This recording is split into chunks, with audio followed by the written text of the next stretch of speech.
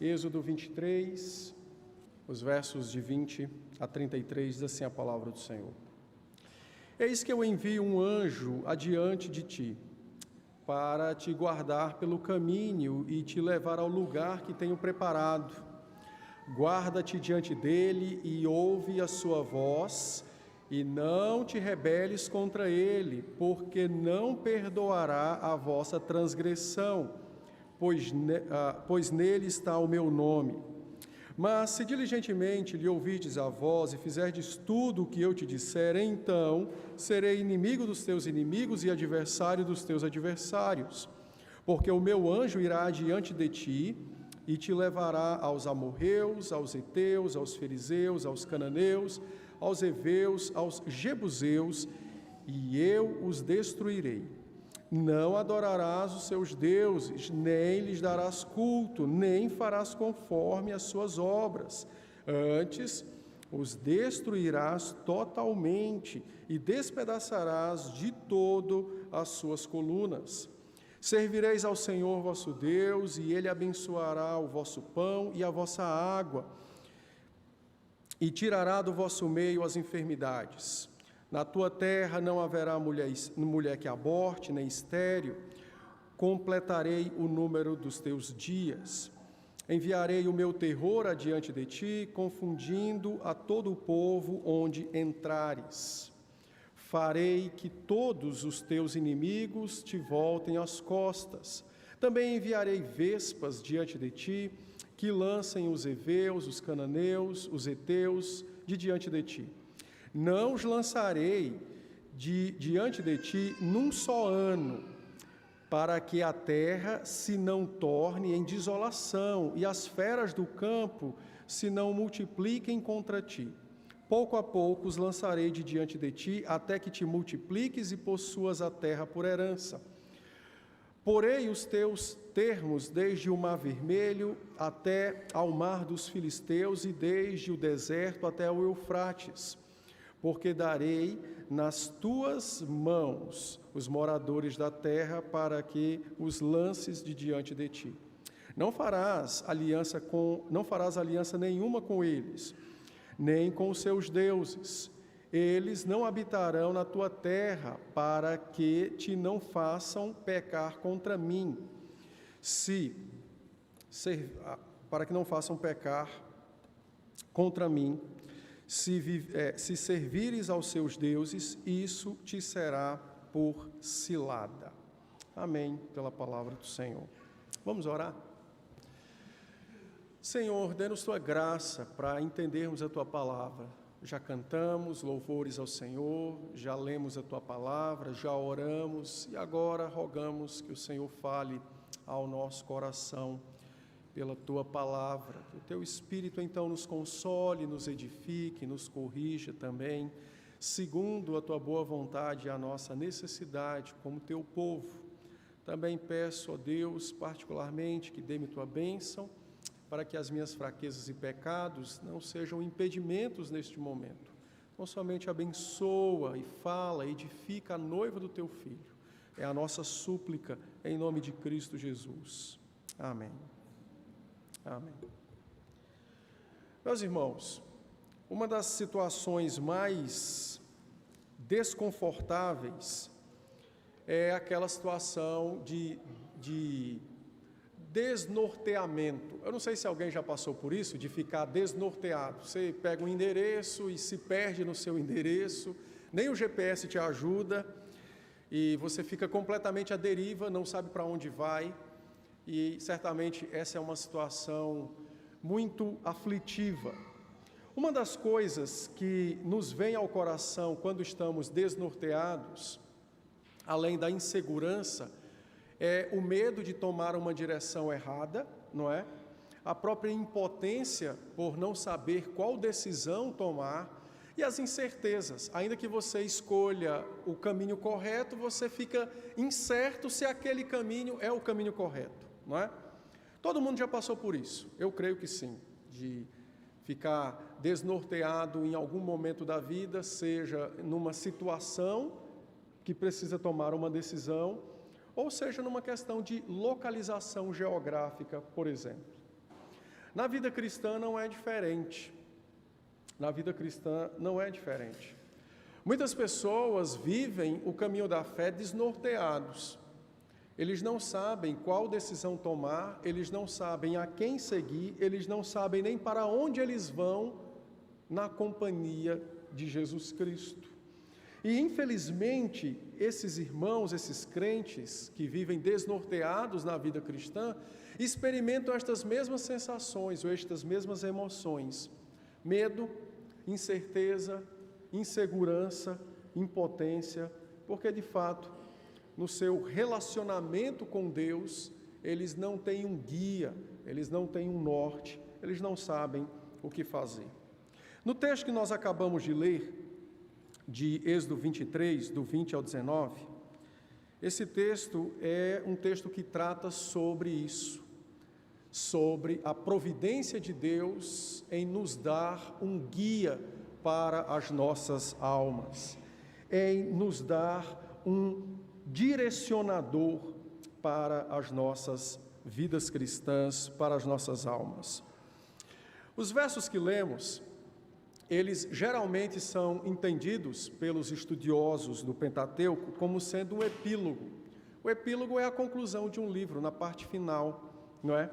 Só que esses versos, eles fazem algo muito diferente de um epílogo comum. Nós acabamos de ler o texto e nenhum de nós conseguiu, por exemplo, encontrar uma ordem dizendo: agora vocês vão obedecer às leis que foram dadas anteriormente. Nós não encontramos esse tipo de ordem, por exemplo, já que ele é a conclusão do livro da aliança, não é? Que contém as leis da aliança. O natural era que encontrássemos uma ordem dizendo: agora vocês vão obedecer às leis que foram entregues. Mas não é isso o que nós encontramos no texto.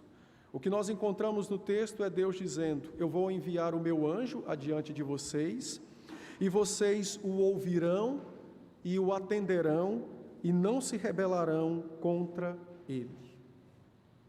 Note que coisa interessante, que foge à conclusão de qualquer texto. O Senhor não está aqui apenas acrescentando mais uma informação ao seu livro. Na verdade, Ele está dando toda a razão do porquê de uma aliança e toda a razão do porquê das leis que foram dadas anteriormente. Ele está dando um direcionador, um guia, alguém que conduz aqueles que estão numa aliança com Ele mesmo. E esse condutor é exatamente o seu anjo, é exatamente aquele a quem eles deveriam ouvir e crer. A pergunta que fica para nós é: quem é esse anjo? Então, antes de responder essa pergunta, eu vou apresentar aos irmãos a divisão que seguiremos da exposição do texto. O texto aborda 5 coisas: quem é o anjo, o que ele faz, como ele aplica o que ele faz ao nosso coração, uma advertência e uma promessa. Consegue memorizar? 5 coisas: quem é o anjo, o que ele faz, como ele aplica o que ele faz, uma advertência e uma promessa. De quem o Senhor está falando quando ele disse que enviaria o seu anjo, o anjo da aliança, adiante do povo? Existem basicamente algumas interpretações para esse anjo.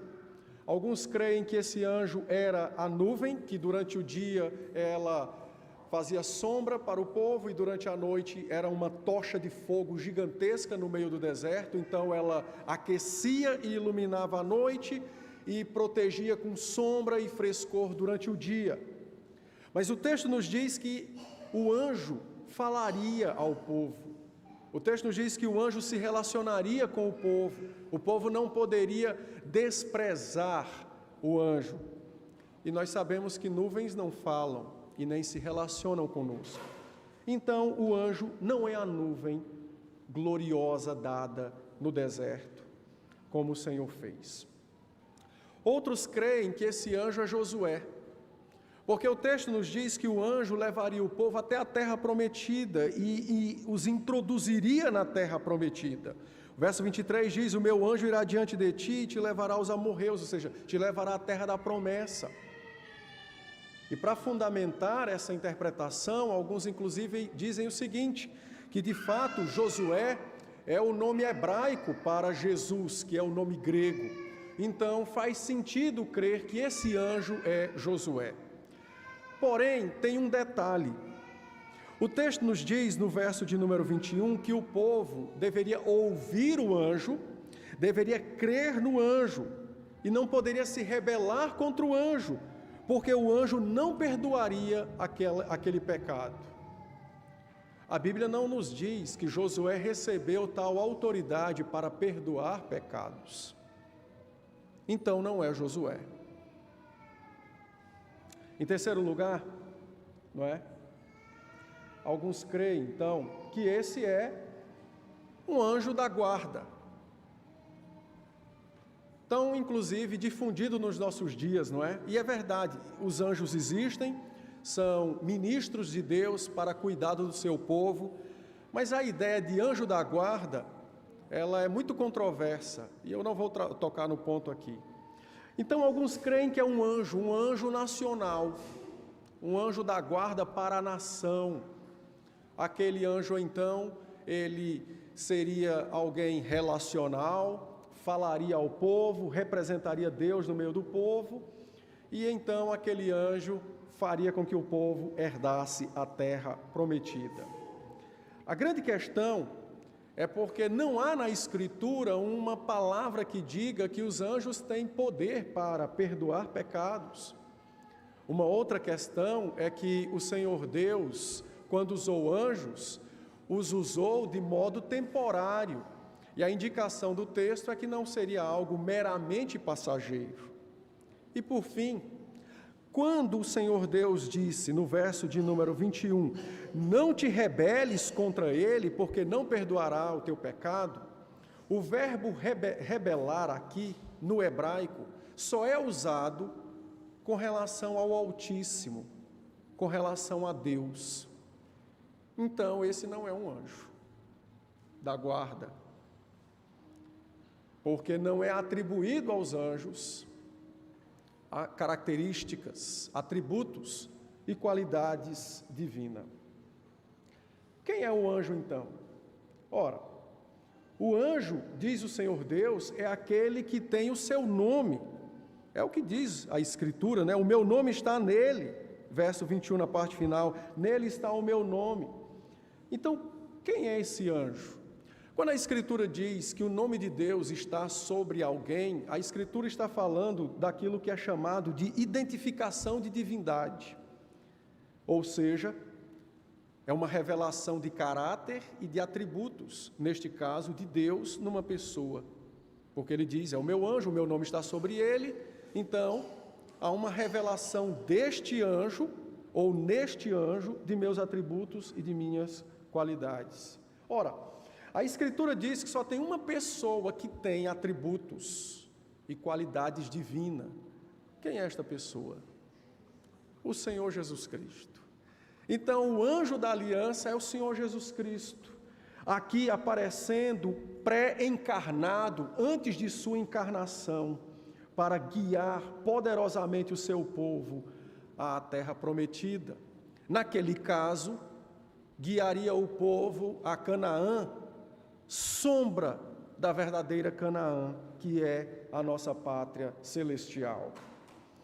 O profeta Malaquias, discernindo esta verdade pelo poder do Espírito Santo, é lógico, no capítulo 3, no verso 21, Malaquias discerniu quem era o anjo.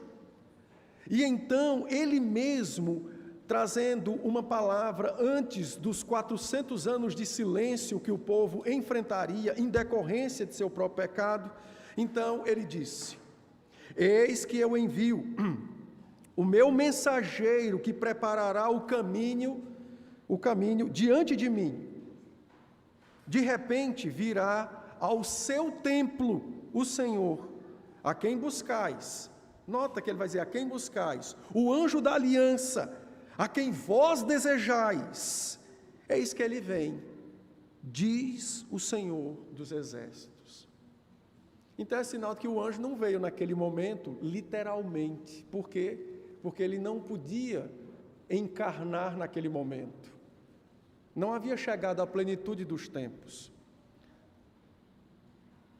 Quase 800 anos depois, Malaquias diz: eis que eu envio o meu mensageiro, e ele virá para preparar o caminho diante de mim.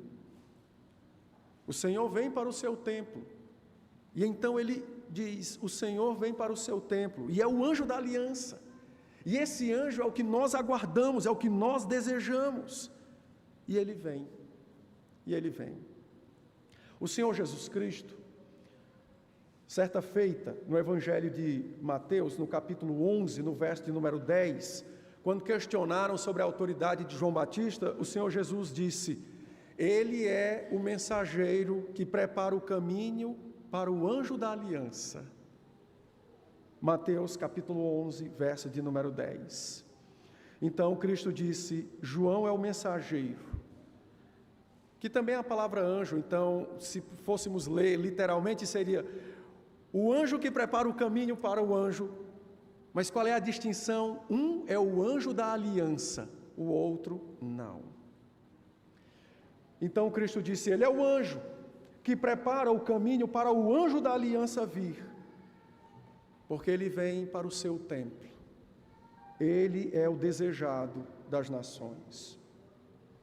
O evangelista Marcos, quando começa o seu evangelho, no capítulo 1 de Marcos, nos versos 2 e 3, ele diz: veio um homem chamado João, e quem ele é? Ele é o mensageiro que prepara o caminho para o anjo da aliança. Então, o anjo da aliança é o Senhor Jesus Cristo, anunciado em Êxodo capítulo 23, ele é o que conduz os santos à verdadeira Canaã, ele é o que conduz os santos ao reino dos céus.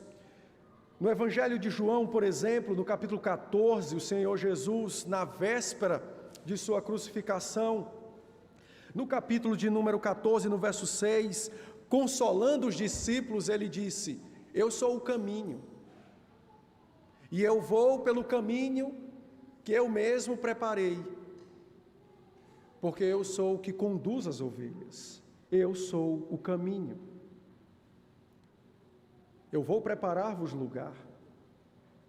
Eu vou preparar-vos lugar. No verso 2 do mesmo capítulo de João 14, Jesus diz exatamente que está indo de forma preparatória, porque ele é o condutor, quem guia vai adiante, vai na frente. Ele sabe para onde vai, ele conhece o caminho, ele é poderoso para guiar as suas ovelhas ao seu destino eterno e final. No momento antes da sua crucificação, agora falando ao seu Pai, João 17, no verso de número 12, Cristo disse: Pai, eu guardei todos eles no teu nome, e ninguém se perdeu, exceto o que já era perdido, o filho da perdição. Eu os guardei no teu nome.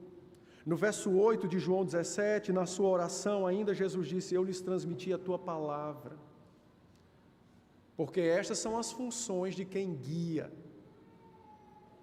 guardar e dar a instrução.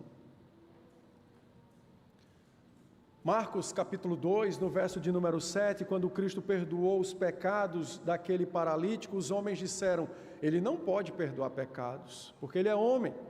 Só um pode perdoar pecados: Deus. E então Êxodo 23 diz que o anjo da aliança tem poder para perdoar pecados. Cristo Jesus tem poder para perdoar pecados. Ele então é o nosso guia, é o anjo da aliança. Ele é aquele que nos guia na nossa jornada espiritual desta terra aos céus. Ele é aquele que nos conduz, ele é o anjo da aliança, que conduz o seu povo no caminho da fé. Assim como o Senhor no seu momento pré-encarnado, conduziu o Israel físico até a terra física, mas aquilo era sombra da realidade. Assim hoje, ele cumpre a realidade, que é conduzir o verdadeiro Israel à verdadeira terra, o seu reino celestial, de onde de fato nós viveremos com ele e para ele pelos séculos sem fim. Cristo Jesus é o nosso condutor, ele é o anjo da aliança. E aqui, irmãos, cabe-nos fazer uma pergunta, inclusive para a nossa própria reflexão, não é? Se Cristo é o anjo da aliança que nos conduz na nossa jornada celestial, da terra aos céus, você sabe para onde Cristo está te levando? Porque você está vivendo com Ele, você crê nele, você o louva, você diz que o ama, Ele está na sua frente, e Ele está te guiando, e Ele está te levando, mas você sabe para onde Ele está te levando?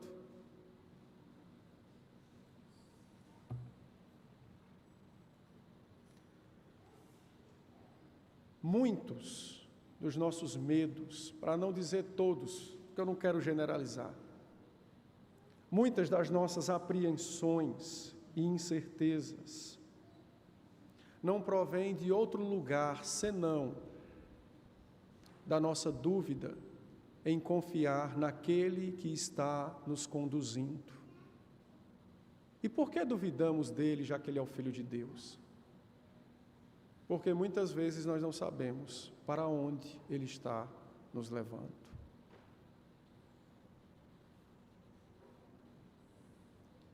Ele é o anjo da aliança, ele conduz o seu povo, ele guia o seu povo.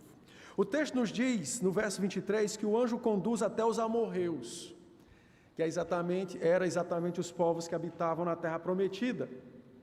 E aqui entra então o nosso segundo ponto, que é a obra do anjo da aliança, ou a obra do mediador.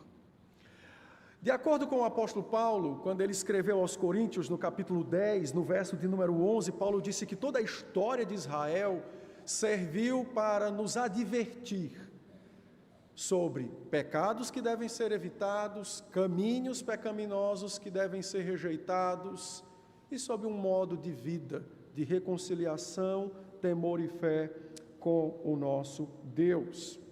Portanto, toda a história do Pentateuco, o livro de Juízes, de Josué, Crônicas e Reis, são testemunhos da parte de Deus.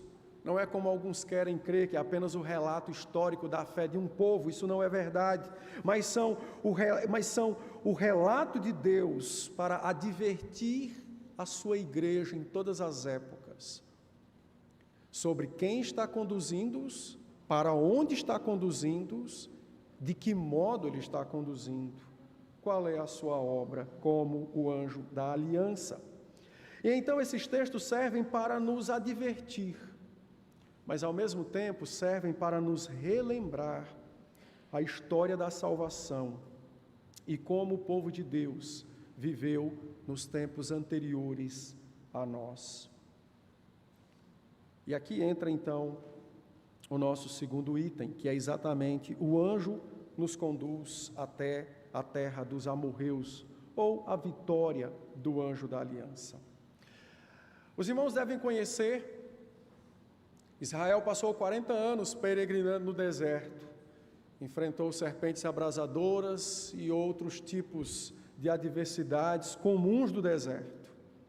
Israel também, quando atravessou o Jordão, encontrou uma terra extremamente agradável, porém ocupada por pessoas perversas, das quais Deus estava exatamente destruindo por conta de seu pecado e perversidão. O que isso tem a ver conosco? A vida cristã também tem desertos para serem percorridos, cananeus para serem enfrentados, povos maus que devem ser combatidos, mas isso não literalmente. Lembrem-se, Paulo disse aos Efésios, nossa luta não é contra carne e sangue, é contra principados e potestades. Portanto, os nossos desertos, os nossos cananeus, os nossos povos malignos que precisam ser destruídos, não são homens e mulheres feitos de carne e osso, mas são exatamente os ídolos que ocupam o nosso coração. São impulsos carnais que nos levam a desobedecer o Deus que nos salvou. São pecados sofridos que nos conduzem à amargura e ao ressentimento. E pecados praticados que nos levam ao peso de consciência, dado à culpa e o orgulho de não serem confessados. Nossos desertos não são ocupados por areia e sol escaldante, mas, na verdade, é uma luta travada em nossas almas contra os nossos ídolos, contra os impulsos, que são as inclinações pecaminosas de nossa carne, contra o nosso pecado, seja ele sofrido ou seja ele praticado. O texto nos diz que o mediador leva o povo até a terra.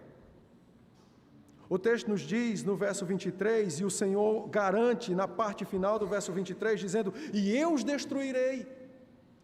Então, o texto tem por certo a vitória do mediador, do anjo da aliança, tanto no enfrentamento daquele deserto e daqueles povos, como no nosso deserto, como nos nossos povos. O texto, então, faz questão de lembrar ao povo que está sendo conduzido, que eles estão sendo conduzidos por um Deus que é vitorioso. A vitória pertence ao Senhor. E qual é a vitória? A vitória de Israel foi em vencer o deserto e chegar à terra prometida. Mas aquela vitória era muito minúscula e era uma sombra da nossa vitória em Jesus Cristo.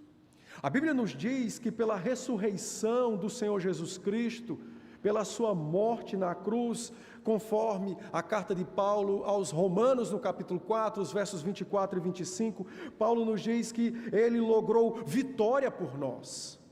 Ele é o vitorioso mediador e anjo da aliança. Pela sua morte, ele venceu todos os mais terríveis e escaldantes desertos que a alma humana possa, porventura, experimentar. E pela sua ressurreição, ele trouxe os louros da sua obediência, a coroa da sua vitória, para conceder justificação, regeneração e salvação a todo aquele que nele crê. Em 1 Coríntios, no capítulo 15, os versos de 54 a 58, Paulo tratando sobre a ressurreição de nossos corpos no último dia, ou seja, quando Cristo voltar, que se instaurar o juízo de Deus e todos os mortos ressuscitem. Então Paulo diz: onde está, ó morte, a tua vitória? Porque eu vejo os que antes estavam mortos agora vivos, com corpos restaurados e glorificados. Onde está, ó morte, a tua vitória? E a conclusão não é outra senão: tragada foi a morte pela vitória de Jesus Cristo, nosso Senhor. Por isso que nós temos a esperança da glória, porque nossos desertos já foram vencidos e nossos cananeus já foram derrotados na cruz do Calvário, pela morte que redime e salva o pecador. Cristo então está nos conduzindo à nossa Canaã celestial, a um reino de glória e de majestade, aonde nós estaremos completamente livres de tudo aquilo que hoje nos cansa, que não é o trabalho, mas é o pecado que nós praticamos e sofremos. Então gozaremos verdadeiramente de liberdade, de repouso na terra prometida. Ele então é o vitorioso que salva o seu povo. E ele então é o vitorioso que conduz o seu povo desta terra aos céus. Você crê de fato que Cristo é o teu vitorioso? Você crê de fato que o Senhor Jesus Cristo é o anjo da aliança que te conduz a uma terra que verdadeiramente mana leite e mel? Ou isso é só da boca para fora? Veja, Ele é o Deus vitorioso. Há um detalhe neste item, mas eu não vou explorar, apenas para mencionar aos irmãos, que é exatamente o detalhe sobre que toda esta obra de redenção, esta vitória sobre os nossos desertos, sobre o pecado, sobre Satanás e sobre a morte, ela é uma obra da Trindade. Eu não sei se os irmãos perceberam, mas há uma alternância no texto acerca do pronome, do caso reto. Para quem não sabe, eu, tu e ele. Há uma alternância do pronome, há uma alternância pronominal, ou seja, de pessoa que opera. Então veja no verso 20, apenas a título de exemplo, o Senhor diz: eu vou enviar o meu anjo. Mas no verso 23 diz: ele te levará à terra. No final do verso 23, Deus diz: mas eu vou destruir os teus inimigos. No verso 25, o Senhor diz, não é? Para não servir os outros deuses. Não servir os outros deuses. E ele te abençoará, o anjo da aliança te abençoará. Contudo, no verso 7 ele diz: mas eu vou enviar o terror. Então você percebe essa alternância das pessoas da Trindade na vitória sobre a morte, o pecado e Satanás, Pai, Filho e o próprio Espírito. Não há nenhum outro condutor melhor do que o Deus triuno para nos conduzir ao caminho do qual devemos seguir para que experimentemos de forma completa e cabal a nossa vitória sobre o nosso pecado, sobre a nossa morte, sobre o nosso maior inimigo, Satanás. Então não tenha medo de ouvir o Senhor, não tenha medo de crer na palavra do Senhor, não tenha medo de atender ao Senhor. Ele é o Deus vitorioso, triuno, que está te guiando num caminho vitorioso, cujo resultado final é a glória dele e o seu bem-estar espiritual e físico pelos séculos sem fim. Quando eu estava pensando sobre esse item, e vendo essa questão, né, da relação das pessoas para operar a salvação, né? E eu não sei se os irmãos já se perguntaram, né? Mas veja, se no céu você não tiver relacionamento com Deus, você vai estar em eterna monotonia. Porque o céu só é o céu por causa de Cristo e do relacionamento que teremos com Ele. E isso Ele já nos dá a experimentar nesta terra, não é? Quando Pai, Filho e Espírito trabalham juntos para a nossa vitória e salvação. Em terceiro lugar, o texto nos diz que a vitória é aplicada aos poucos ao coração da igreja, não é? No verso 29, o Senhor disse: mas eu não vou lançar os inimigos todos no único ano, não vou matar todo mundo no único ano.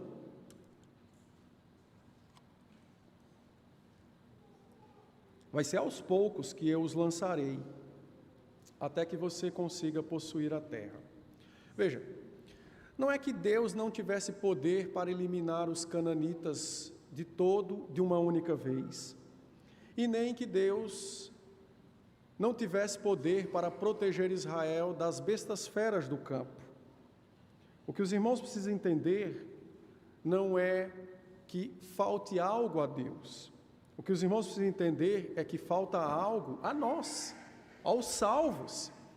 Faltava algo aos remidos daquela época, assim como a nós também. Então, o que o Senhor está dizendo é que a salvação será aplicada, operada de uma única vez, consumada de uma única vez, mas aplicada aos poucos na nossa vida, porque nós precisamos aprender a viver como salvos, nós precisamos aprender a viver como remidos, nós precisamos aprender a ocupar a terra de nossa salvação. Aplicando isso a nós, você nunca ia saber que Deus é verdadeiramente o teu Pai, presente na sua vida, se você nunca tivesse experimentado aflições na qual somente um pai socorreria o seu filho. Você também não aprenderia acerca da graça divina, enquanto você mesmo não se descobrisse como horrivelmente pecador e miserável, pelas inclinações do seu coração e pelas práticas do seu cotidiano. Você jamais conheceria os planos perfeitos e benditos de Deus para o teu bem-estar espiritual e físico, a menos que o Senhor te permitisse passar por situações que exigisse de você dependência, entrega, confiança, a menos que você pudesse ouvir o Senhor e atender o Senhor.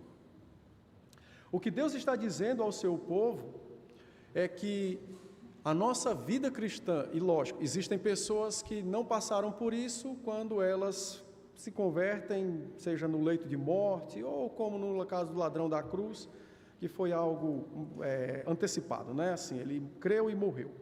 Mas, usualmente, o processo de crescimento espiritual é paulatino, é aos poucos.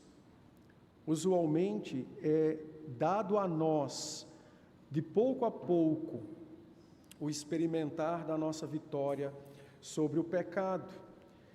E esta é a razão porque nós ainda enfrentamos lutas espirituais. Não é porque a vitória se atrase ou porque Deus não opere, mas é porque no seu plano bendito de nos fazer semelhante ao seu Filho, Ele está nos fazendo experimentar situações, circunstâncias, problemas, para que nós experimentemos essa vitória em cada uma dessas situações. Uma das coisas que mais, pelo menos pela minha percepção, que mais impacientam alguns crentes, é porque eles querem chegar ao ápice da santificação sem complicações, sem problemas, sem doenças, sem tropeços. Se você quer chegar ao ápice da santificação sem estas coisas, eu lhe aconselho, deixe a fé cristã. Porque não há na palavra nenhum tipo de promessa para este tipo de caso. Mas, se você quer chegar ao fim da sua vida e dizer como Paulo, eu combati o bom combate, agora verdadeiramente se cumprirá a esperança da fé, e eu então guardo a espada, você precisa se preparar para sofrer e lutar. Não alimente falsas expectativas na vida cristã.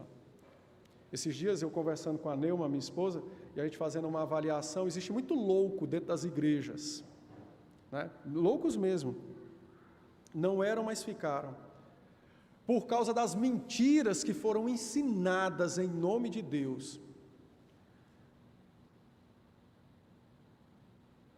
E tem horas que, quando eu penso sobre a morte, me vem um misto de alegria e de medo, porque eu me conheço, eu sei que eu não sou bom, mas qual é a minha alegria? Cristo. E eu fico a imaginar como se dará com estes que mentiram por décadas, em nome do Senhor. Então, prepare-se, é o que o Senhor está dizendo ao povo.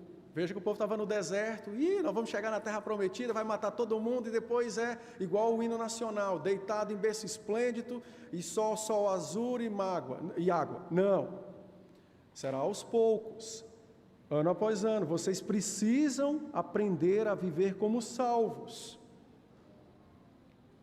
Então, o meu conselho é: desejem a salvação, mas ela não virá até vós sem um caminho cheio de lutas, tropeços.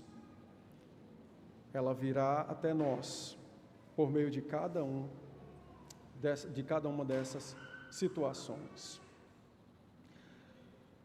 Em quarto lugar, o texto nos faz uma advertência.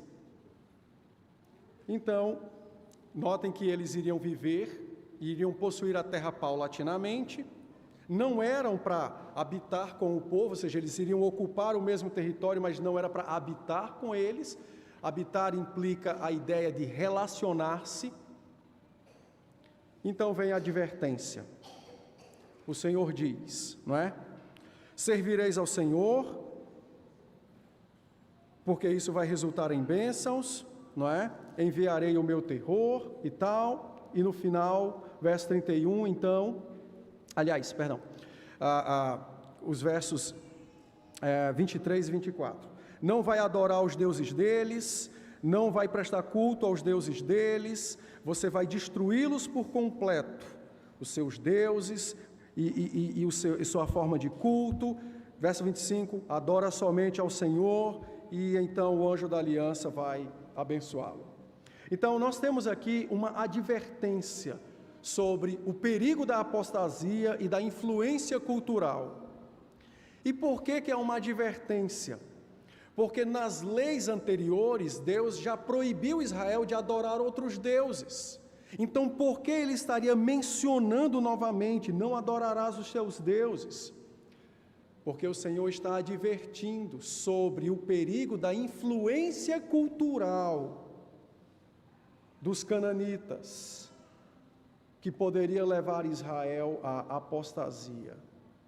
A ordem bíblica é tolerância zero. Destrói culto, não adora, tolerância zero.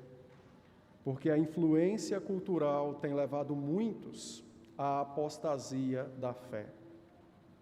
Um detalhe interessante é que os nossos inimigos levam vantagem sobre nós. Lembra que certa vez o Senhor Jesus, preparando os discípulos para o pastorado, para a vida cristã, ele disse: olha, vocês são ovelhas no meio de ovelhas. Foi isso que ele disse? Não. Ele disse que vocês são ovelhas no meio de lobos. Por que ele faz essa comparação? Ora, a razão é simples. Os nossos inimigos, os inimigos da cruz, levam vantagem sobre nós. Por quê? Porque é mais fácil ser influenciado do que influenciar. Aí você diz: pastor, mas isso não se aplica a nós? De ser mais fácil nós influenciarmos eles? Não. Por quê? Por causa da inclinação corrupta de nossa carne. É mais fácil ouvir o mundo do que o mundo nos ouvir. Lembra que o Senhor Jesus advertiu os discípulos dizendo: olha, se perseguiram o mestre que sou eu, por que vão deixar vocês em paz? Acorda, vão perseguir vocês também. Se o mundo me odiou, por que o mundo vai te amar? E vai ouvir o que você tem a dizer sobre a fé gratuitamente, de todo bom coração. Fale mais de Cristo, eu quero te ouvir. Não vai ser assim.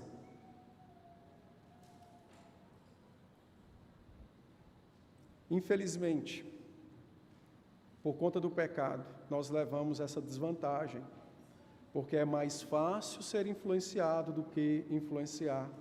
Então, nessa guerra cultural religiosa, Deus adverte o seu povo acerca dos perigos de estar, de se relacionar, de conviver, de copiar e de praticar o culto e a cultura cananita.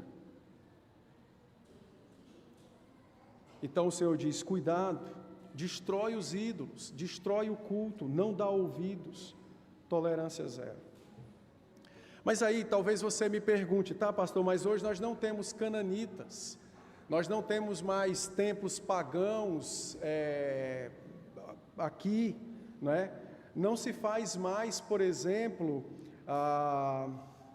não se faz mais a adoração cananita daquela época, que havia promiscuidade sexual, não é? A questão do sacrifício de infantes, né? Das crianças, não se adora mais pedras, com exceção dos naturalistas, né? Não se adora mais árvores, com exceção daqueles que são veganos, né? Mas aonde nós vamos? Né? Assim, cadê os nossos cananitas reais?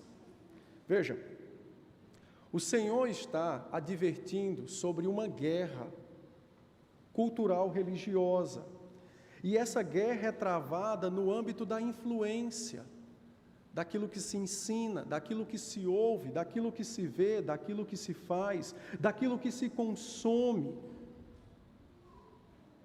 daquilo que se veste, do modo como se veste.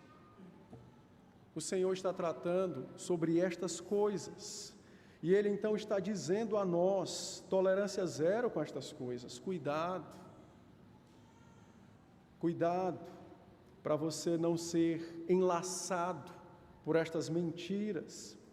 E isso é extremamente preocupante, porque há muitos que professam a fé cristã, mas eles vivem e adoram como os cananitas. Há muitos que tentam mesclar a fé cristã com as ideias culturais pagãs, mas é impossível ajuntar a cruz e Caim no mesmo lugar. Portanto, rejeite estas coisas, vigie a porta do teu coração, ponha guarda aos teus olhos e em pé ao lado das tuas orelhas, para que estas coisas não te contaminem, para que isso não traga de fato incredulidade, apostasia, culto pagão, morte à sua vida. Mas como essa é uma guerra cultural, religiosa, então você precisa identificar o modo como ela trabalha, o modo como ela se dá. E o primeiro lugar que você tem que examinar numa guerra não é o oponente. Você tem que examinar numa guerra se o seu exército é capaz de vencer o outro exército. Como é que você faz isso? Você faz isso examinando o seu próprio coração. E aqui eu farei algumas perguntas que te ajudarão a examinar o seu coração e a saber se existem de fato guardas espirituais à porta dos teus olhos e dos teus ouvidos, que vão te ajudar e proteger a sua alma desses engodos e dessas mentiras. A primeira pergunta é: o que você tem feito para detectar os ídolos do teu coração, da tua vida? Você tem examinado para ver se há um ídolo no seu coração? Pastor, o que é um ídolo? É alguém que você ame mais do que a Deus. É alguém que você presta culto. O que é prestar culto? É serviço. Então é alguém que você serve de maior vontade e disponibilidade mais do que a Deus. É alguém que você adora mais do que a Deus. O que é adorar? É honrar. Então é alguém que você honra, ou seja, você prestígio, como é que a gente fala? Prestígio, privilegia, privilegia, né? É alguém que você dá, que você privilegia mais do que a Deus. Isso é um ídolo. Oi? Prioridade, alguém que você prioriza mais do que a Deus. Então, você tem buscado detectar os ídolos do teu coração? Se não, é sinal de que os atalaias não estão mais no lugar. Os sentinelas saíram. E as portas do coração estão desprotegidas. Você já se perguntou se alguma coisa dentro do seu coração está competindo contra Deus pela sua atenção, pelo seu amor, pela sua dedicação, pelo seu trabalho, pelo seu tempo, pelas suas afeições? E por que competindo contra Deus? Lembra que Jesus disse em Mateus 6, a partir do verso 19 até o 24, ninguém pode servir a dois senhores, ou ama ou aborrece. Se você escolhe um, se aborrece o outro e vice-versa. Então não é que Deus está competindo com o ídolo, mas é que a competição acontece no seu coração. E algo ou alguém está ganhando. Você já verificou se tem alguma coisa competindo contra Deus ou com Deus pelas suas afeições? Pelo seu amor, pelo seu tempo, pela sua dedicação, pelo seu dinheiro?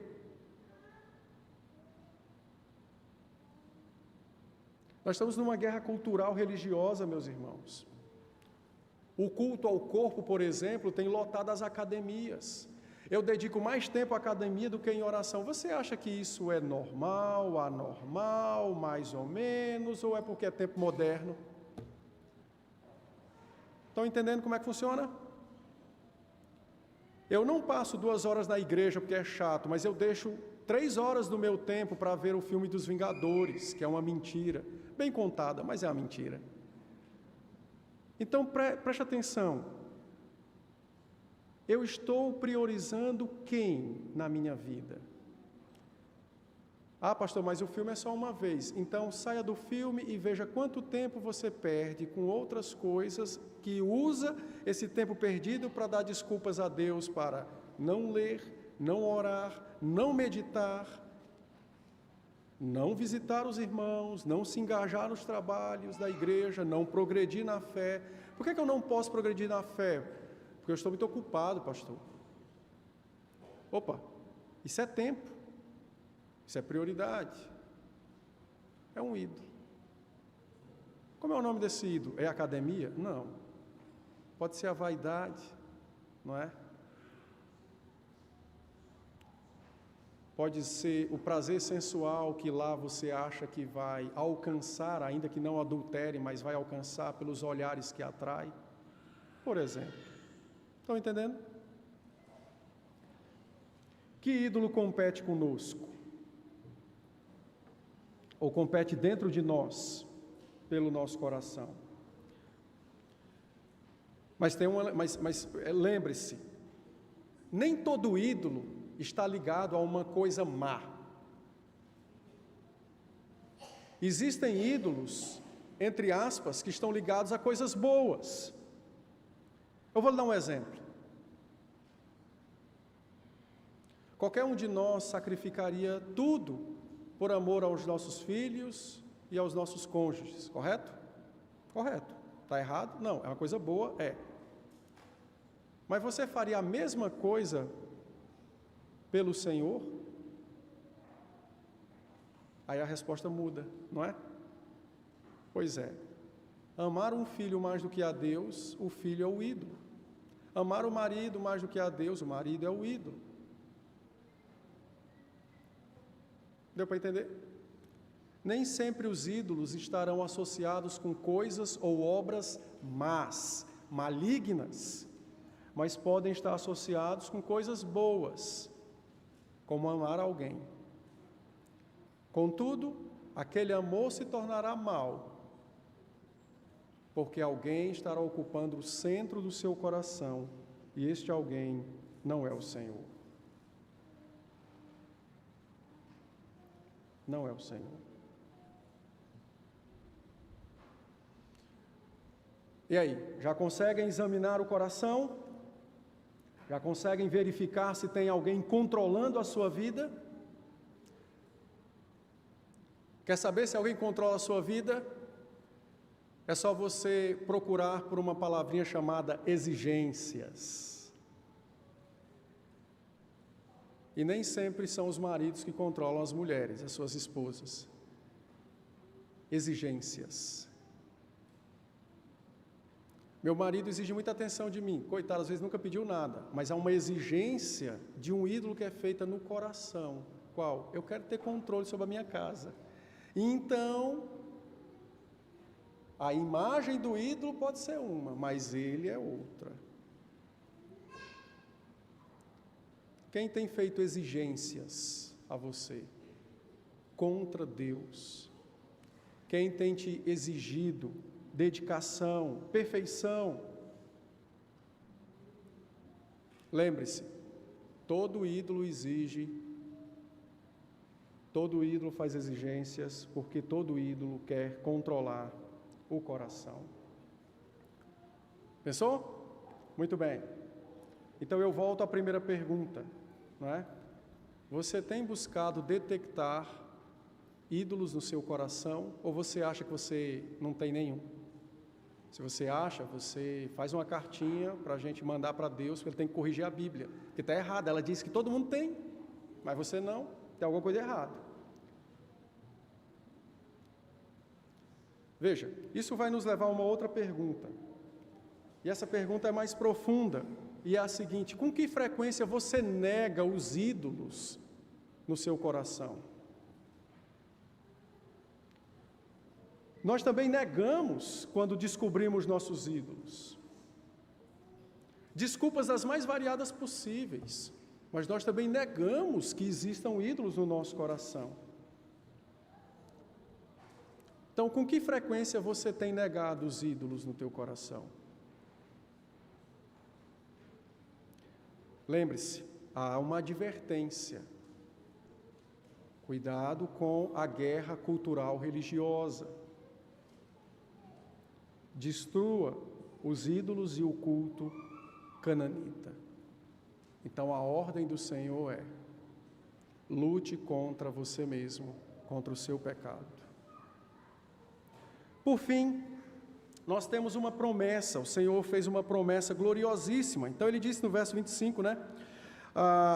Eu vou abençoar o teu pão, a tua água, e não haverá enfermidades na tua terra, nenhuma mulher irá abortar, e não haverá estéril, e você vai completar o número dos teus dias, como se fosse um ciclo, né?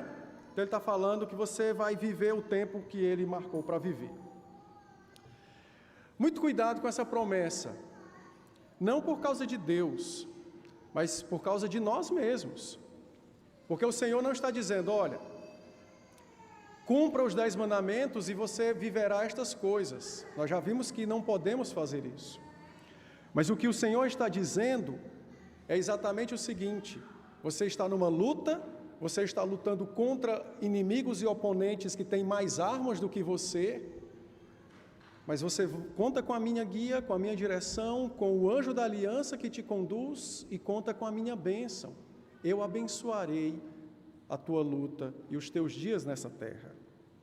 Em outras palavras, o Senhor Jesus, tratando sobre o pecado da ansiedade, lá em Mateus 6,33, ele disse: busca o meu reino, e todas as outras coisas vos serão acrescentadas. Por que ele disse isso? Porque ele estava voltando os discípulos a olharem para os versos anteriores e entenderem: a vida é mais do que o alimento e o corpo é mais do que as vestes. Olha o que Deus está falando: eu vou abençoar o teu pão, eu vou abençoar a tua vida, não vai ter enfermidade no seu meio. Mas pastor, nós enfrentamos lutas, nós temos dificuldades, e temos irmãs que abortam e que são crentes fiéis. Quando é que essa promessa vai se cumprir? Quando esse momento chegar. Apocalipse capítulo 21, verso de número 4, diz a Escritura: e lhes enxugará dos olhos toda lágrima, e a morte já não existirá, não haverá mais aborto, não haverá mais estéril, não haverá mais pranto, não haverá mais luto, não haverá mais dor, porque as primeiras coisas já passaram. É para esse lugar que você está indo, é para essa terra que o anjo da aliança está te conduzindo, é para este mundo do qual estamos sendo preparados paulatinamente, que nós estamos sendo guiados. Então, olhe para essa promessa, olhe para onde você vai, olhe para quem te guia, e então experimente renovo e revigor na sua vida e caminhada de fé. Que Deus nos abençoe. Amém?